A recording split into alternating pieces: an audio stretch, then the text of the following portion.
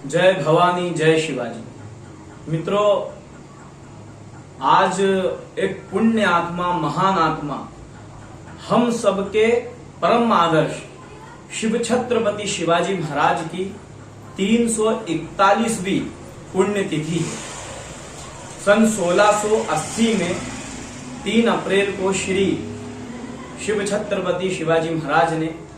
अपनी देह त्याग श्री महाकाल शिव के चरणों में स्थान को प्राप्त किया था। इससे पहले जब इनका 1630 में जन्म हुआ तो 1630 के जन्म के पश्चात इन्होंने धीरे धीरे जैसे जैसे अपनी बाल्य अवस्था से बड़े होते गए और अपने आसपास के वातावरण को देखते गए, समझते गए, तब इन्होंने जो अपने 16 साल की आयु में एक संकल्प लिया था कि पूरे भारत देश में हिंदवी स्वराज्य की स्थापना करेंगे, स्वतंत्र हिंदुओं के राज्य की स्थापना करेंगे। मुगल सत्ता को, जो कि बलात् ही जबरदस्ती हिंदुओं को मुस्लिम बनाने का कर्म कर रही थी, मंदिरों को तोड़ रही थी, हिंदू संस्कृतियों का नाश कर रही थी, ऐसी मुगल सत्ता को समूल रूप से नष्ट करके, उखाड़ के स्वतंत्र हिंदू स्वराज्य की स्थापना करने का जो संकल्प लिया था, उन्हीं पुण्य आत्मा श्री छत्रपति शिवाजी महाराज की आज पुण्यतिथि। आज महाराज की पुण्यतिथि पर हम सब मिलकर अपने अपने आराध्य देव, अपने मंदिर, अपने घर के कक्ष के मंदिरों में जब भी पूजन करें, नमस्कार करें, भगवान को प्रणाम करें, तो 2 मिनट के लिए महाराज शिव छत्रपति को भी याद करें। शिवाजी महाराज के बारे में जितना बोला जाए उतना कम है। शिवाजी महाराज के जीवन की प्रत्येक घटना हमें ओजस से, साहस से और देशभक्ति के प्रेम से भर देती है। छत्रपति शिवाजी महाराज के जीवन चरित्र में इतनी उज्ज्वलता, इतना प्रभाव रहा है कि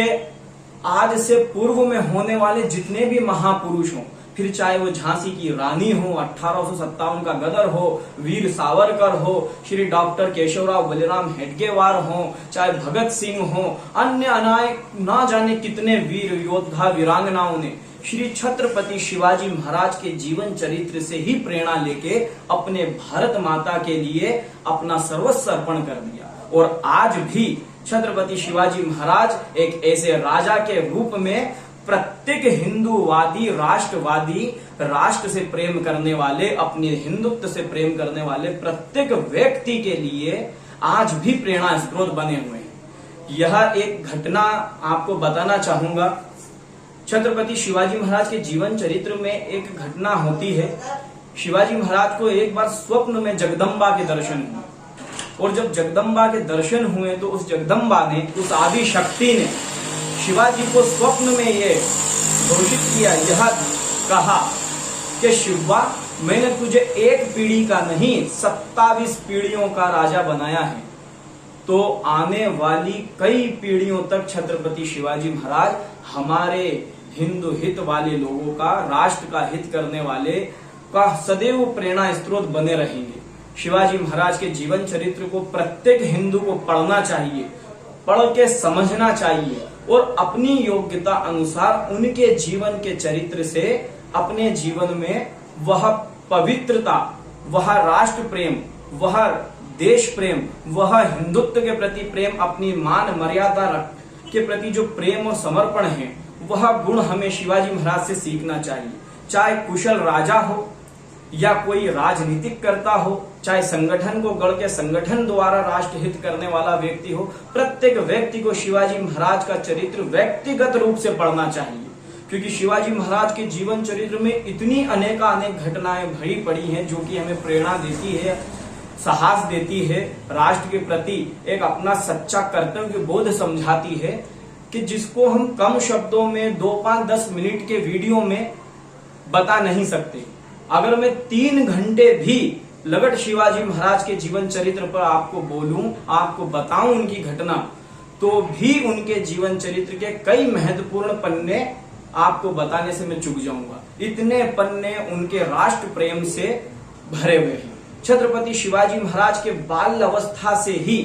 शिवाजी महाराज के जीवन में जो उन्होंने कारनामे करके दिखाए, जो अपने देश के लिए कार्य करके दिखाए, उन्होंने वहां असंभव को संभव कर दिया। श्री कृष्ण की नीतियों के द्वारा राम की मर्यादाओं के द्वारा अपने जीवन में जो उन्होंने उतारा, शिवाजी महाराज ने राम और कृष्ण की नीति से पूरे भारत देश में हिंदवी स्वराज्य की स्थापना की। चाहे फिर वो बाल्य अवस्था में 11 साल 12 साल की आयु में गाय को काटने के लिए ले जाने वाले कसाई का भरी सड़क पे हाथ काट देना हो, चाहे आदिल शाह के समक्ष ये कह देना हो कि ये सर सिर्फ भवानी के सामने झुकता है, अन्य किसी के सामने ना झुके, फिर चाहे औरंगजेब को नाको तले चबवाना हो, शाइस्ता खां को मारना हो, चाहे अफजल खान को मारना हो, ऐसे अनेक और सर्व और भगवा ध्वज लहरा दिया हो, ऐसी अनेक घटनाएं श्री शिवाजी महाराज के जीवन से और बहुत कुछ हमें जीवन जीने को मिलता है। हम सभी को शिवाजी महाराज का सदैव धन्यवाद करना चाहिए। प्रत्येक दिन शिवाजी महाराज को हमें प्रणाम करना चाहिए, क्योंकि अगर कम शब्दों में कहा जाए तो उस समय औरंगजेब पूरे भारत देश को इस्लाम देश घोषित कर देना चाहता था, पूरे भारत देश के हिंदुओं को मुसलमान बना देना चाहता था। ऐसी स्थिति में शिवाजी ने असंभव को संभव कर दिया और गागा भट्ट की 4 पंक्तियों के तौर पर अगर कहा जाए, जो कि काशी के बहुत बड़े विद्वान थे,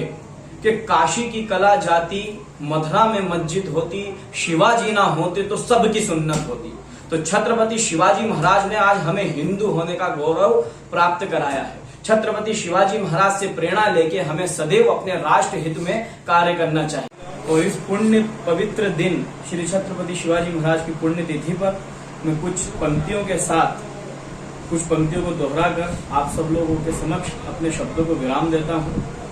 मैं शंकर का वह क्रोधानंद कर सकता जग की छार छार, मैं डमरू की वह प्रलय ध्वनि जिसमें नचता भीषण संहार, मैं रणचंडी की अतृप्त प्यास में दुर्गा का उन्मत्त हास, अंतरतल की ज्वाला से जगती में आग लगा दूं मैं, यदि धधक पड़े जड़थल अंबर,